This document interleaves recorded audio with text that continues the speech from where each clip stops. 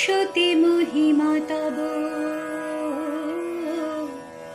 করি গো বর্ণন। স্কন্ধ পুরাণেতে আছে এ কাহিনী কথা,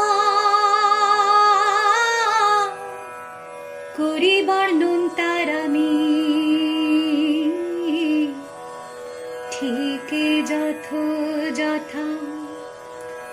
ত্রিশক্তির অন্যতম তিনি নিরুপমা, নদীরূপে এলেন ধরায় তার অপার মহিমা।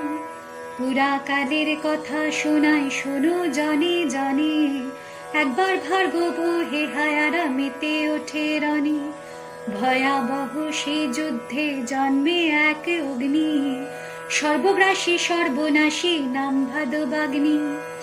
বিশ্ব ধ্বংসের আশঙ্কায় চিন্তায় দেবগণ, সকলে তাই দেবাদি দেবের নিলেন শরণ। পরমেশ্বর মহেশ্বর বলিলেন এক উপায়, বাগদেবীর শরণ ছাড়া কোনো পথ নাই। নদী রূপে সে অগ্নি করিবেন ধারণ, মহাসাগরে ভাদবাগ্নি হবেন নিরঞ্জন। সচকিতে দেখেন দেবগণ ব্রহ্মলোকে আসি, প্রসন্ন বদনা কমলা সনা দেবী মহা তেজ রাশি। ত্রাহিমামে রবে দেবগণ সবে, বলিলেন হে বেদ মাতা, ভাদবাগ্নি হতে রক্ষা করো সবে, তুমি যে ত্রাতা। নদী রূপে সোমাগ বহ ধরণীতে, মহাগ্নিকে শান্ত করো দুঃখ নিবারিতে।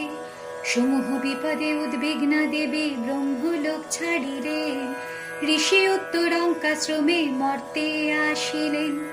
এমন সময় প্রকট হলেন মহাদেব শঙ্কর, ভাদবাগ্নিকে একজোট করে দিলেন পাত্রের উপর। শিব নির্দেশে অগ্নি লইয়া প্রক্ষার বৃক্ষে মিশিয়া, পুষ্করের দিকে ধাবিত হইলেন নদীর রূপ ধরিয়া। আঁকে বাঁকে বহিয়া নদী সমুদ্রে মিলাইলেন, ভাদবাগ্নি দাবাগ্নি দেবী অতলে ডুবাইলেন। আজও নরলোকে মহাগ্নি রয়েছে যে স্থিত, আগ্নেয়গিরি রূপে ভাদবাগ্নি মহা সমুদ্রে নিমজ্জিত। মহাপ্রলয়ের সময় সে অগ্নি করিবে ত্বরান্বিত, সমস্ত সমুদ্রের জল হবে নিমেষে বাষ্পীভূত। তবু বিশ্ব ধ্বংস হতে রক্ষা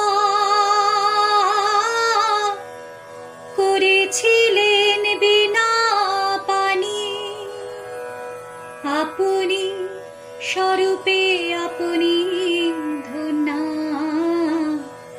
বিদ্যাদাত্রী জানি। এই রূপে বাগদেবী হলেন সরস্বতী নদী, ধরাধামে ধারারূপে করিলেন জগতের গতি। একুশেতে এ কাহিনী আনিলাম মোরা, জয় জয় সরস্বতী বল করি করো জোড়া।